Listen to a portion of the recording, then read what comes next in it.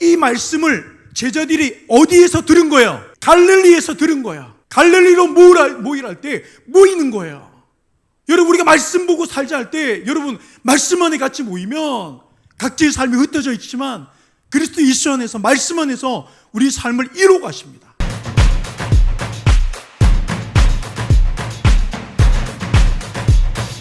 갈릴리로 가라. 거기서 나를 볼 거야 하고 말씀하십니다. 오늘 예수를 부인하고 흩어진 제자들을 한 곳으로 모으십니다. 근데 그곳이 어디라고요? 갈릴리. 거기서 나를 볼 거래요. 갈릴리에서 나를 볼 거야 그래요. 여러 많은 지역을 두고 왜 그러면 갈릴리냐? 왜 예수님은 갈릴리에서 나를 볼 거라고? 갈릴리로 다 모이게 하라고. 왜 갈릴리입니까?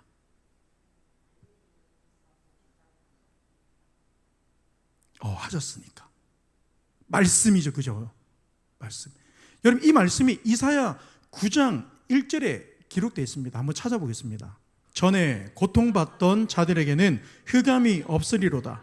옛적에는 여호와께서 스불론 땅과 납달리 땅이 멸시를 당하게 하였더니 후에는 해변길과 요단 저쪽 이방의 갈릴리를 영화롭게 하셨느니라. 그러니까 뭐예요? 이사야에 기록된 하나님의 말씀을 이루시는 거예요. 그러니까 여러분, 예수님께서 하나의 사건을 다루실 때에 얼마나 하나님의 말씀이 초점이 되어 있는지. 그러니까 늘 예수님의 그 사역의 근거는 어디에 있습니까? 늘 말씀이에요. 그러니까 이사야 선지자를 통해 하신 이 하나님의 말씀을 이루시기 위함이에요. 또 하나의 상징적인 게 있습니다. 되게 좀 이렇게 의미를 둘 만한 곳이 돼요. 왜냐하면 하나님께서 말씀하신 그 말씀을 그대로 이루시기 위해서 갈릴리로 제자들을 불러 모으십니다. 또 우리가 지명을 통해서도 우리가 알지만 갈릴리는 유대인에게는 어떤 땅입니까? 이방의 땅이에요. 이방인의 땅이란 말이에요. 그러면 이 갈릴리라, 거기서 나를 보리라, 이 말씀은 무슨 말씀입니까? 하나님의 말씀을 이루기 위함도 있지만 이유가 있다는 거죠. 예수님은 왜 예루살렘 성전이 아니라 갈릴리로 모이라고 했냐는 거예요. 마태복음 28장 우리 19절을 한번 보겠습니다. 그러므로 너희는 가서 모든 민족을 제자로 삼아 아버지와 아들과 성령의 이름으로 세례를 베풀고 모든 민족을 제자 삼아. 그러니까 오늘 갈릴리는 어떤 의미가 있습니까? 갈릴리에서 보리라고 하신 이 말씀은 메시지가 되는 거예요. 모든 민족을 제자로 삼고자 하는 메시지인 거예요. 유대인의 왕으로 이 땅에 오셨는데 부활하셔서 제자들을 불러 모은 곳은 갈릴리라는 거예요. 저기 이방 변두리 땅이라는 겁니다. 그러니까 하나님의 말씀이 땅 끝까지 이르러 모든 민족을 제자 삼는 거라는 거예요. 그러니까 하나님의 이 구원 열망을 오늘 이 사건을 통해서 보여주시는 거예요. 하나님의 구원 열망을 이루시는데 말씀에 기록된 그대로 이루신다는 거예요. 여러분, 이게 무슨 말이에요? 말씀 안에 약속이 있다는 겁니다. 저와 여러분들의 각자의 삶, 일상이 달라요. 삶의 환경이 다르고 형편이 다르고 살아가는 방식이 너무 다릅니다. 각자의 살아가는 삶의 모습은 다르지만 우리의 약속이 어디 있냐면 하나님과 나와의 약속은 말씀에 있는 거예요. 예수님은 이 약속의 말씀 안에서 이루어 가십니다. 그리고 그 말씀에 기록된 것은 모든 것을 의미를 가지고 있어요. 그 모든 것의 의미를 가지고 있는 거예요. 오늘 이 말씀에 갈릴리로 모이는 것까지도 예수님은 이미 말씀하셨어요. 마태복음 26장 32절에 그러나 내가 살아난 후에 너희보다 먼저 갈릴리로 가리라. 저와 여러분, 우리 삶의 약속이 하나님의 말씀에 있는 거예요. 그래서 말씀을 묵상하고 그 말씀 앞에 나아가면 우리의 마음은요, 그 약속으로 인해서 힘을 얻는 거예요. 소망을 가지는 겁니다. 지금 내 형편은, 내 삶은, 내 모습은 때론 부끄럽기도 하고 때론 참 초라하기도 하고 때론 내세울 것 없는 내 인생 같지만 여러분, 우리를 향하신 하나님의 그 말씀이 약속으로 성경에 다 기록이 되어 있다는 거예요. 그 말씀을 가까이 하는 자들은 사는 거야. 거기서 나를 보는 거야. 우리에게 거기는 어디예요? 갈릴리로 가야 됩니까? 아니에요. 하나님의 말씀에 있다는 거예요. 거기서 나를 볼 거야. 말씀을 통해서 우리가 믿음을 가지게 되고, 우리가 이 믿음을 가지고 우리의 삶에서 순종함으로 나갈 때 우리는 살아계신 하나님을 경험하게 됩니다.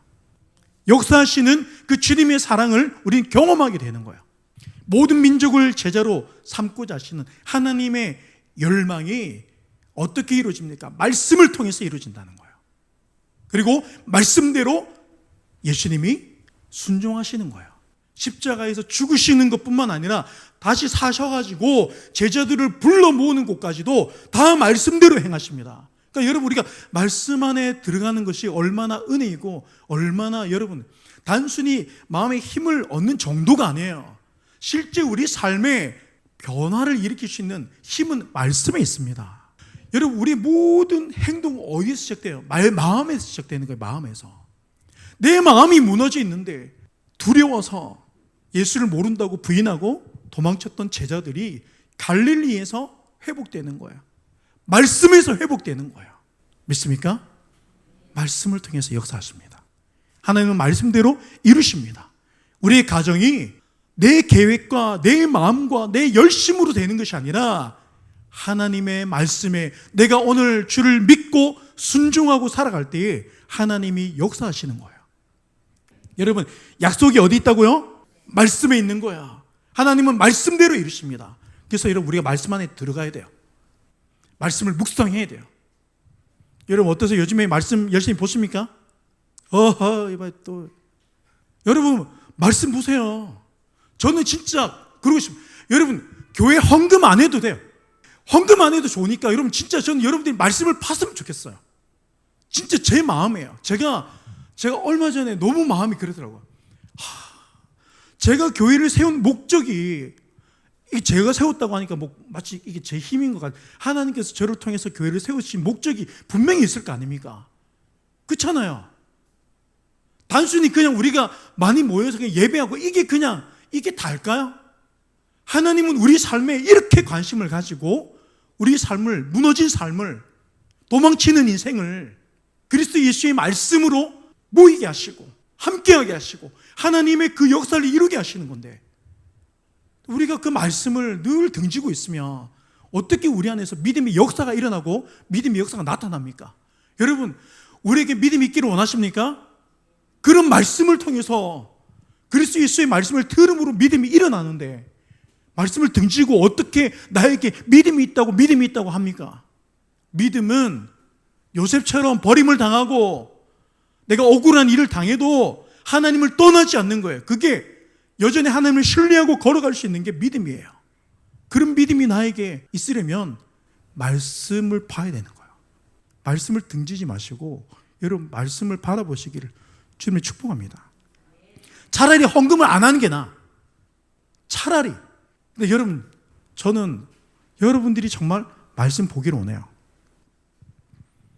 여러분, 여러분이 말씀 안 보잖아요. 그럼 제가 앞에서 전혀 성경과 무관한 성경을 이상하게 해석하고 꼬우고 해도 여러분 모릅니다. 그게 여러분 말씀 보라는 거예요. 제가 넘어지면 여러분도 같이 넘어진다니까요. 그러기를 원하십니까? 그러기를 원하십니까? 목사님 의리가 있죠. 같이 넘어질게요. 그거 아니잖아요. 저는 여러분들이 말씀 봤으면 좋겠어요.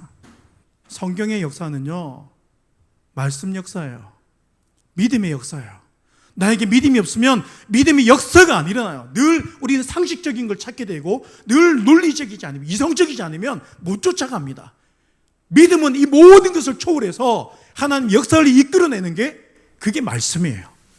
여러분, 이 말씀이 나에게도 필요하고 우리 가정에도 필요하고 우리 교회도 필요한 거예요. 저는 여러분들의 가정도 말씀의 역사가 일어났으면 좋겠어요.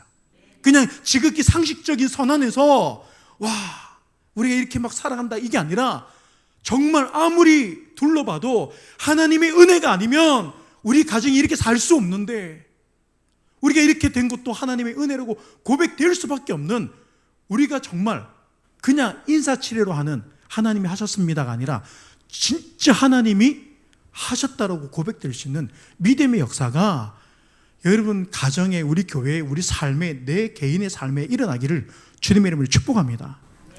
그래서 말씀 보라는 거야.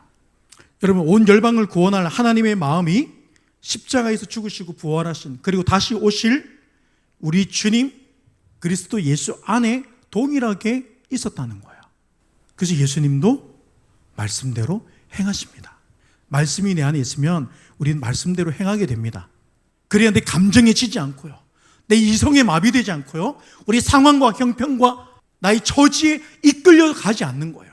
사람의 말을 듣고 살아가는 게 아니라 하나님의 말씀으로 우리가 헌신하고 순종하고 살아가는 거예요. 그러니까 기꺼이 여러분 말씀으로 먼저 뛰어가야 돼요. 오늘 내가 이게 바빴고 저게 바빴고 나 이 사람 때문에 저 사람 때문에 이게 속상해서 저게 속상해서, 여러분 그러고 있을 시간이 아니라 그냥 말씀으로 뛰어가라는 거야. 거기서 우리가 주님을 보는 거야. 거기서 우리는 다시 시작할 수 있습니다. 모든 것을 잃어버리고 절망 가운데 우리는 이제 아무것도 할 수 없는 그런 실패자로 여기고 있는 그런 제자들의 삶에 주님이 갈릴리로 모이시는 거예요. 말씀으로 모이시는 거예요. 여러분 말씀 안에 모이시기를 주님을 축복합니다. 축복합니다. 저는 우리 교회가 빠르든 더디든 말씀으로 성장했으면 좋겠어요. 정말 우리 성도들이 다 같이 정말 말씀 안에서 이렇게 자라갔으면 좋겠습니다. 저도 자라야 되고 여러분 우리도 자라야죠. 여기서 멈춰 있을 겁니까? 계속 그냥 이렇게 있을 겁니까? 하나님의 비전은 뭡니까? 모든 민족을 제자로 삼고자 하는 건데, 온 열방을 향해서 나아가고자 하는 건데, 우리 그냥 여기서, 여러분 하나님은 어떻게 우리 삶 가운데 하나님의 역사를 나타내고 이루실지 우리는 모릅니다. 감히 우리가 재단할 수가 없어요. 오늘 약속하신 이 말씀 안에서 우리는 예수를 나의 구주로 고백할 수 있는 줄 믿습니다. 그래서 말씀을 통해서 순종으로 살아가는 내 삶의 자리에서 주님은 늘 언제나 우리와 함께 하시고 말씀하시고 그곳에서 역사하시고 나를 통해서 모든 민족을 제자 삼으신 줄 믿습니다. 자, 마태복음 28장 20절 한번 찾겠습니다. 내가 너에게 분부한 모든 것을 가르쳐 지키게 하라. 볼지어다 내가 세상 끝날까지 너희와 항상 함께 있으리라 하시니라. 여러분 이 말씀을 제자들이 어디에서 들은 거예요? 갈릴리에서 들은 거야. 갈릴리로 모이랄 때 모이는 거예요. 여러분 우리가 말씀 보고 살자 할 때 여러분 말씀 안에 같이 모이면 각자의 삶이 흩어져 있지만 그리스도 예수 안에서 말씀 안에서 우리 삶을 이루어 가십니다. 인생이 나의 인생이면 내가 이루죠. 근데 내가 내 인생을 이룰 수 있습니까? 이룰 수 없습니다. 우리를 향하신 하나님의 계획은 말씀의 약속으로 되어 있습니다. 오늘 이 말씀은 제자들이 순종함으로 갈릴리에 모였더니 들을 수 있었던 말씀이에요. 그리스도 예수 안에서 우리가 모이는 이 예배 공동체가 아름다워졌으면 좋겠습니다. 이것은 우리 혈과 육으로 할 수 없고 나의 열심으로도 이룰 수 없습니다. 내가 말씀 안에 삶을 살아갈 때, 내가 그 말씀으로 삶을 살아낼 때에 하나님은 우리 공동체 가운데, 우리 가정 가운데, 내 삶 가운데 역사하시고 만지시고 이루십니다. 그가 고치시고 그가 이루시는 줄 믿습니다. 우리 한번 두 손을 높이 들고 주님 이 손을 붙들어 주시옵소서. 우리 모임 가운데 주님 함께하여 주시옵소서. 우리 가정에 함께하여 주시고 우리 교회 예배 모든 모임 가운데 주님 함께하여 주시옵소서. 우리 주 한번 부르시고 기도하겠습니다. 주여, 살아계신 아버지 하나님, 우리가 오늘 이 시간 주님